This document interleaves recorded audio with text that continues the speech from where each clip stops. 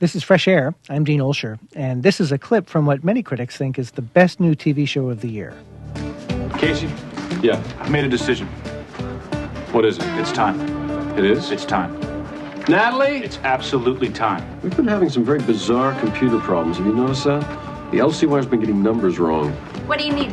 Messersmith won the gold medal in the pole vault with a leap of 238 feet 6 inches. That doesn't sound right. Yeah, it lacks a ring of truth, yes. 238 feet 6 inches in the pole vault. That'd be a record, wouldn't it? Yes, it would. Elliot!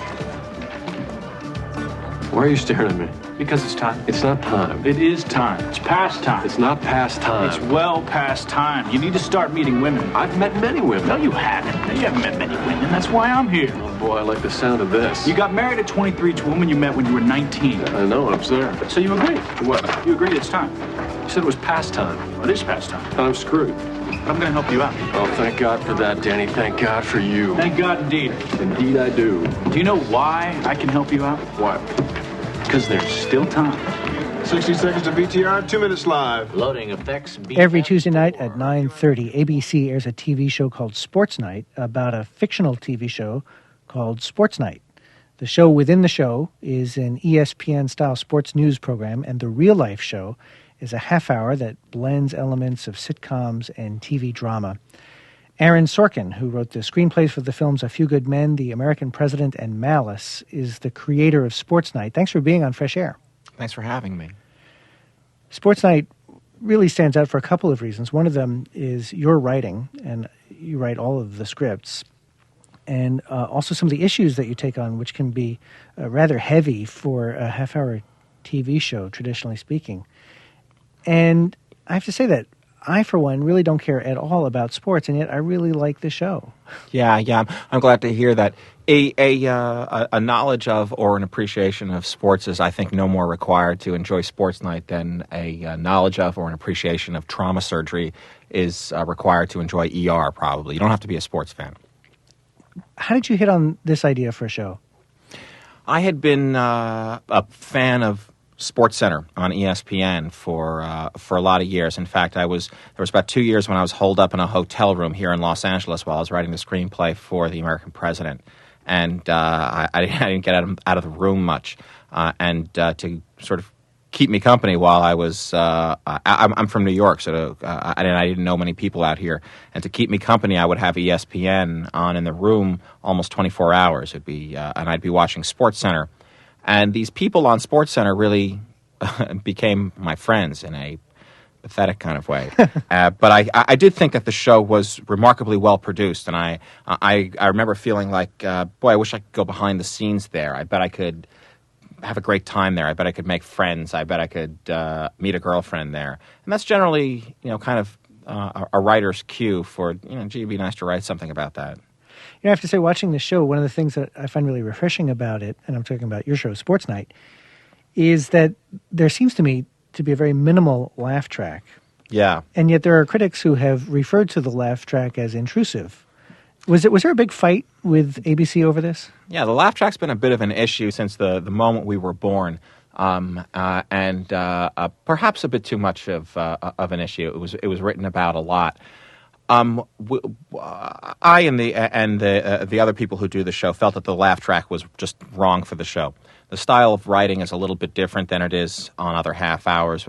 We don't necessarily lead to an obvious punch. A lot of it is more enjoyable than it is laugh out loud funny. So the march time rhythm of a laugh track was actually getting in our way, on top of which we all thought it was a little bit silly and maybe time not to do that anymore. But you got to remember that really the greatest asset of half-hour television, at any rate, is its familiarity. Half-hour television is something that you watch very passively. It's you do it while you're flipping through a magazine, or talking on the telephone, or cooking dinner, or putting the kids to sleep.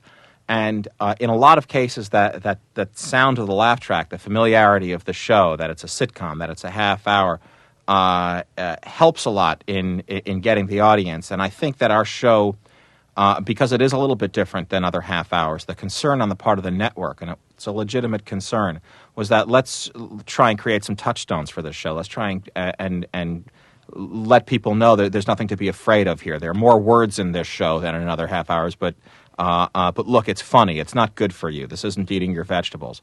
And so that was really the kind of the genesis of the argument. Our laugh track is pretty toned down, and I do like to believe that it's inobtrusive. Mm-hmm. This show has an ensemble cast, and many of the great TV shows that are most memorable have also had ensemble casts. Sometimes they tend toward archetypes, and I wonder if that's been a temptation that you've had to face when you're writing these characters. It's always a temptation when you're starting something from scratch, when there's just a blank piece of paper, to say, well, who do you got? You got the neat guy and you got the sloppy guy. You got the tall guy and the short guy. You got the gay guy and the straight guy. Let's say we need a dorky guy and we need a really uptight guy. And you want to do everything that you can to not do that.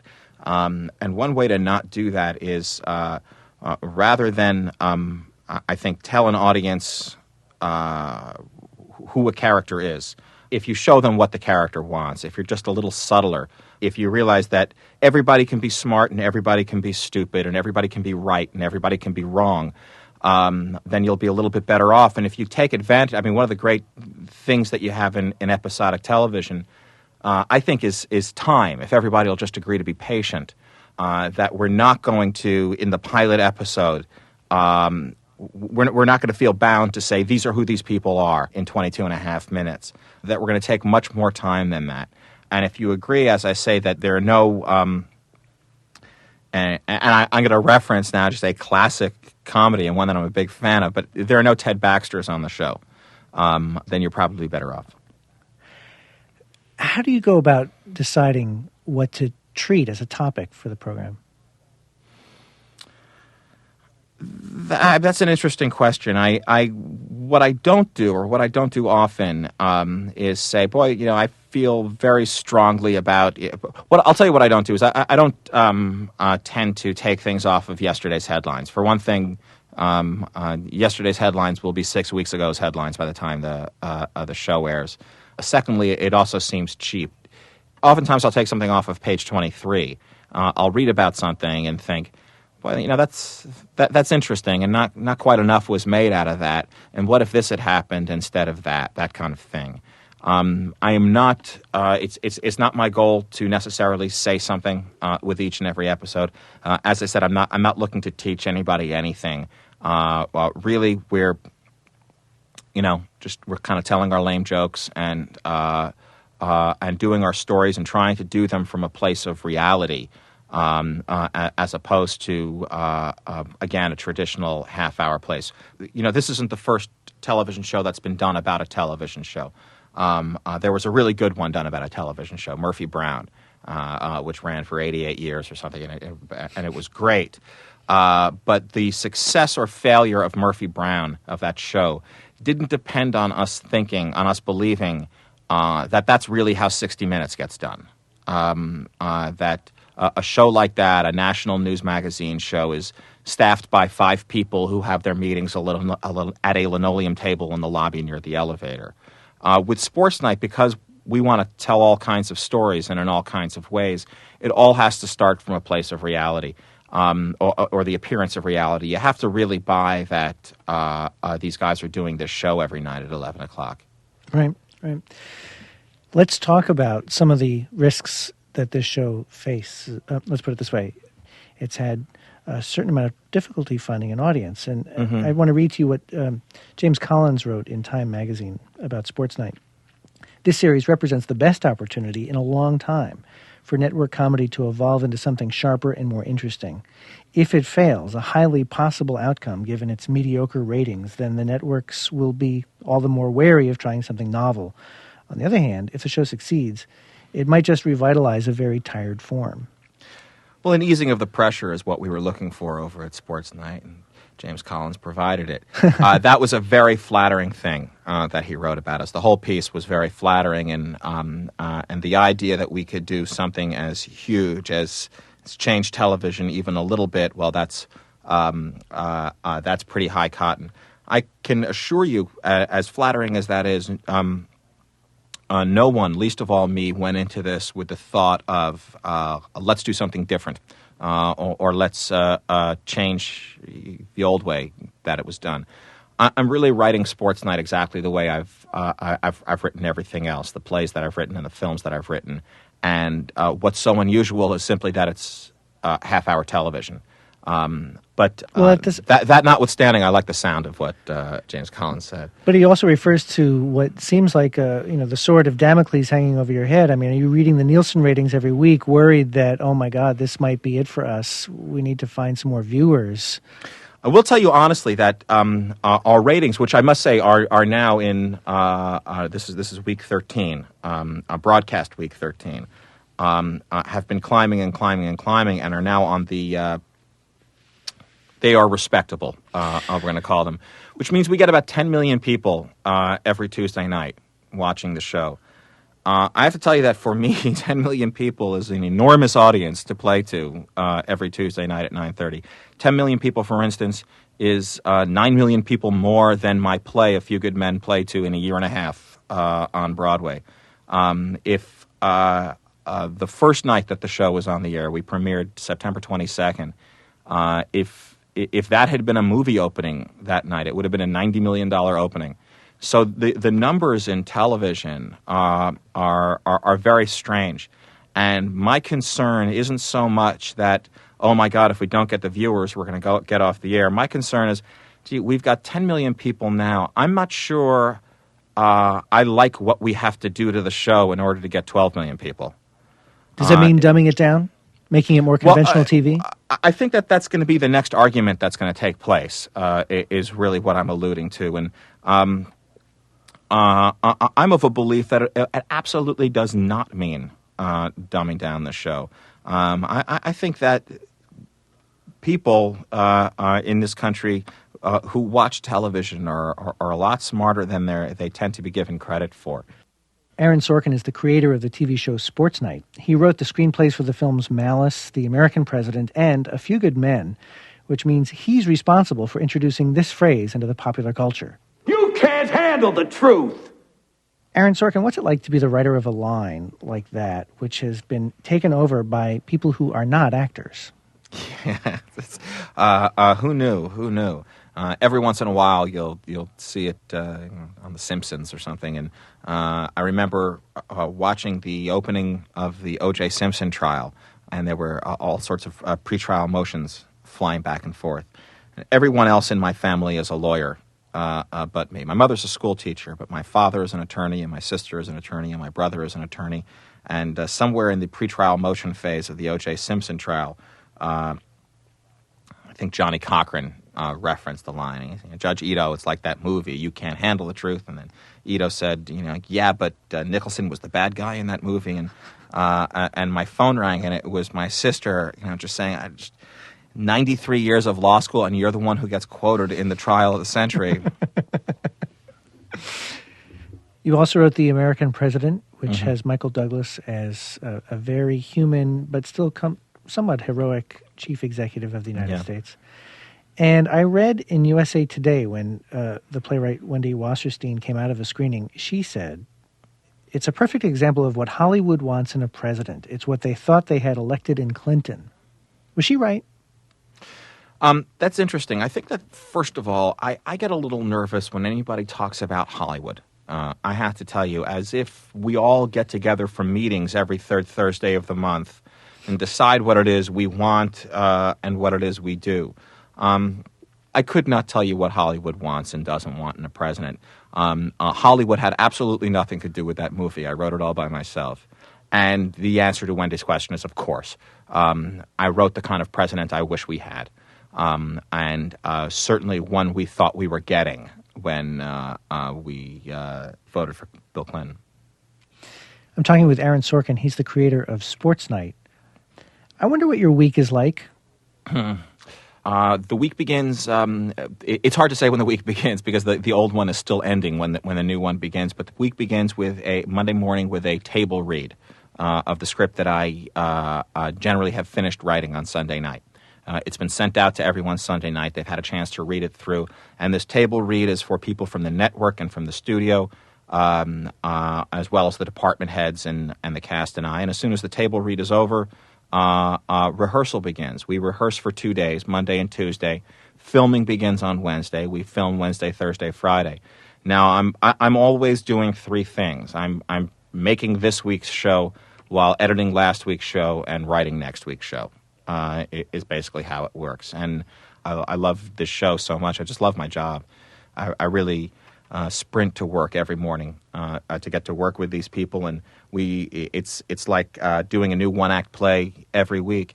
You know, the big difference between what I'm doing now and writing movies is the immediacy of it. About 3 or 4 weeks after I've written a show, it'll be on the air. If I were writing a screenplay right now, I could write a joke today and wouldn't hear a laugh for 2 years. So it's really an adrenaline rush.